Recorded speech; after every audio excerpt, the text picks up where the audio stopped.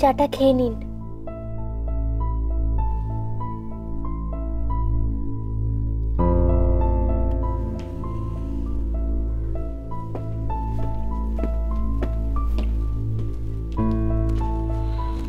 চলুন চাটা খেয়ে নিন, তারপর আমরা এই ঘরের মধ্যে একটু একটু করে হাঁটবো।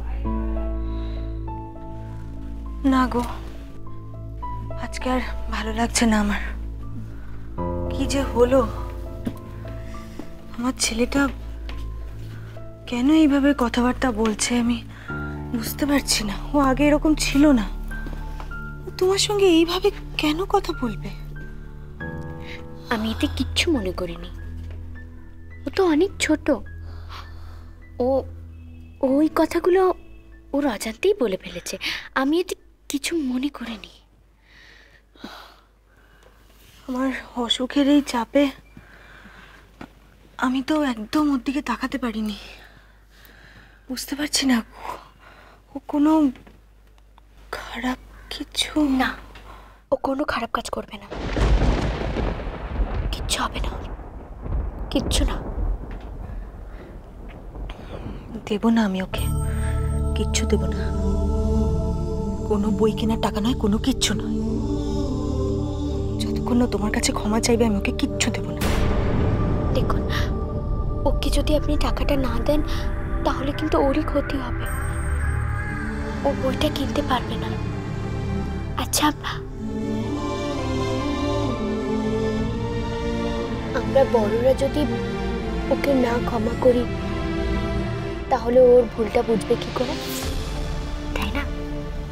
একটা কথা বলি, আপনি ওকে টাকাটা দিয়ে দিন। না, আমি ওকে টাকা দেব না। এখন তো আমি ওর সঙ্গে একটা কথাও বলবো না। প্লিজ। না, আমি ওর সঙ্গে এখন কোনো কথাই বলবো না, কিছুতেই না। আচ্ছা ঠিক আছে, আপনাকে টাকাটা দিতে হবে না, আপনি বরং আমায় হাতে টাকাটা দিন, আমি কি ওকে দিয়ে আসবো। তুমি তুমি যাবে? হ্যাঁ, আজ যদি আমি ওর দিদি হতাম তাহলে কি আমার ছোট্ট ভাইটার রাগ ভাঙাতে আমি যেতাম না? টাকাটা আমায় দিন।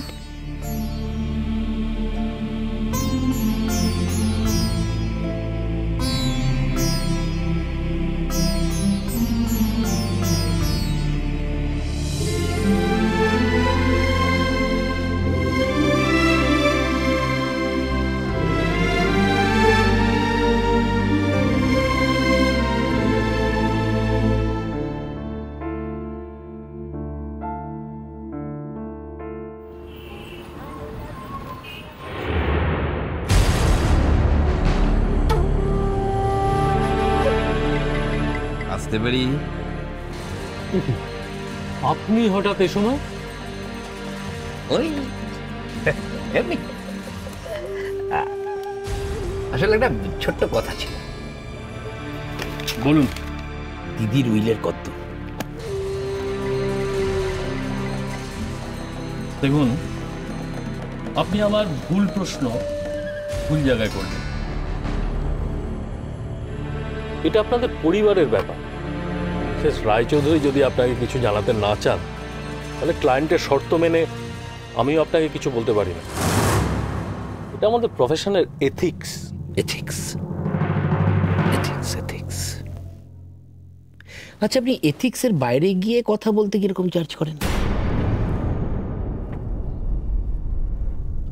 সরি অখিল বাবু, আপনি কিন্তু সেই ভুলটাই আবার রিপিট করছেন।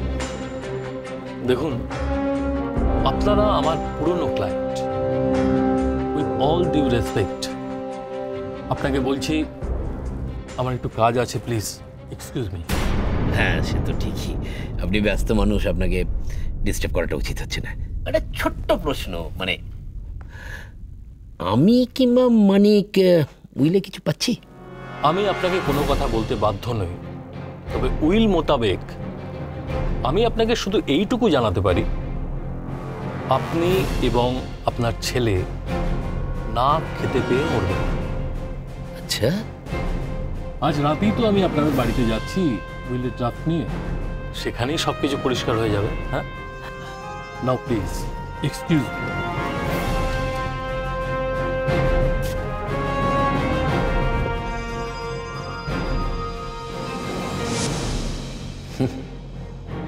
মানিক না খেয়ে মরবে না। মানিকের জন্য আমি এত প্ল্যান করলাম, আর ওই ঝিলিক পুরো সম্পত্তির ভাগ নিয়ে বেরিয়ে যাবে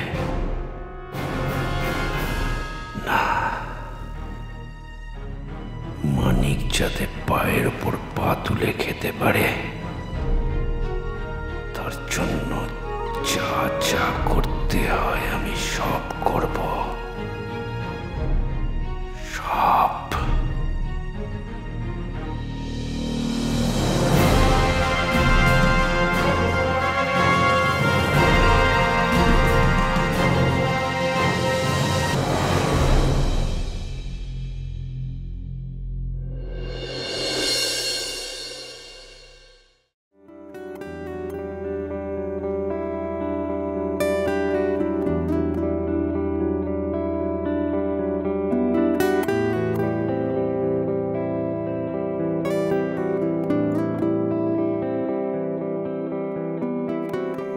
বিল্টু, হ্যাঁ পড়ছিলে? হ্যাঁ, কেন? না, এমনি তোমার সাথে দেখা করতে এলাম। কোনো দরকার আছে? বারে, দিদি কি ভাইয়ের সঙ্গে দেখা করতে আসতে পারে না? তোমার খুব পড়ার চাপ, তাই না? কত মোটা মোটা বই। আচ্ছা, তোমার ফেভারিট সাবজেক্ট কি? ম্যাথস। ম্যাথস।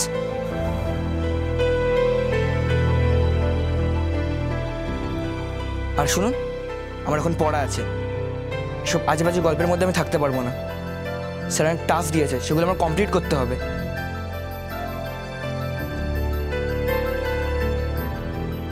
কি হলো? কি লিখছেন আপনি?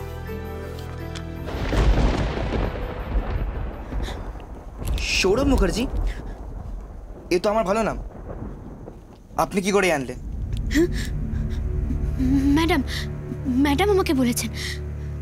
ও, আর শুনুন, আমার খাতায় যদি কেউ এভাবে হাত দেয় তো আমি একদম পছন্দ করি না। বেশ, আমি আর তোমাকে বিরক্ত করব না।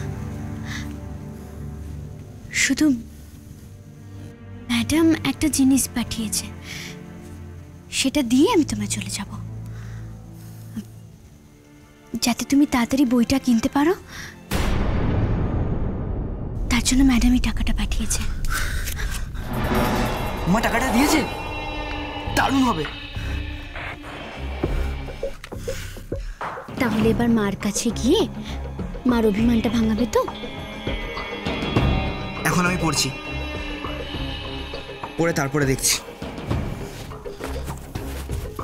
বেশ, তুমি তাহলে পড়ে নিয়ে যেও, কেমন?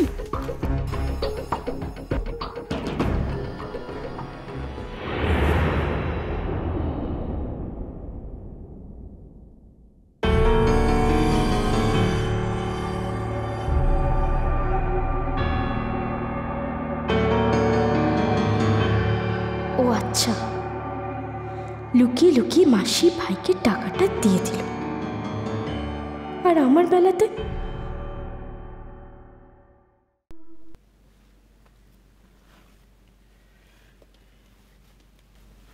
দিদি, শুনলাম তুমি নাকি উইল করছো। কই, আমাদের তো কিছু জানালে না।